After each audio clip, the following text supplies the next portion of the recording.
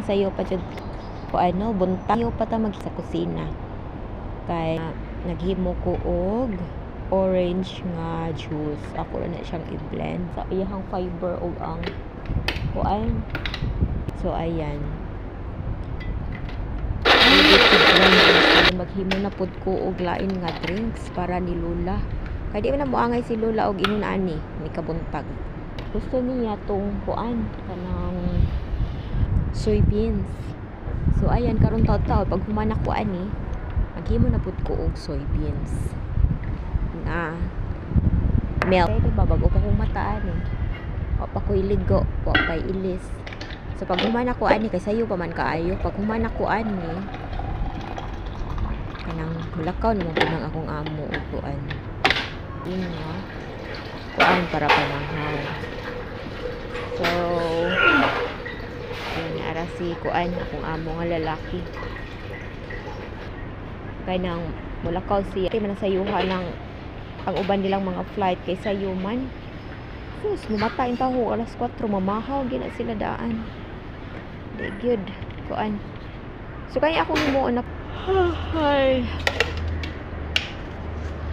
So ayan mao na siya ay muluto man 4 minutes 28 minutes ang pagluto ana niya.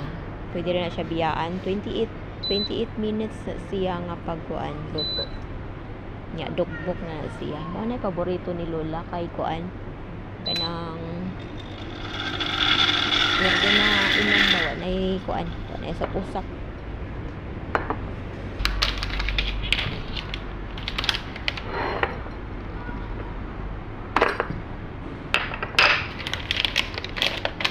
Ayan ako isa ng iba siyar ng kuan soybeans. Ayan na ay bagong pinili. Kaya di gini siya pwede og mahukdan mi og inunaan. Kay paborito ni sa kuan tiguang paborito ni Lola. So mauna nga kada hapit na kali mahurot napalit na food. Kaya para dili siya mahukdan. Kay halos kalabuntag ni si Lola magkuan.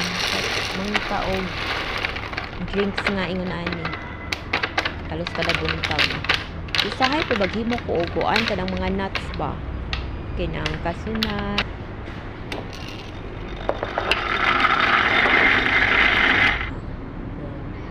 after 28 minutes luto na pwede na siya is-serve. Igo pa ko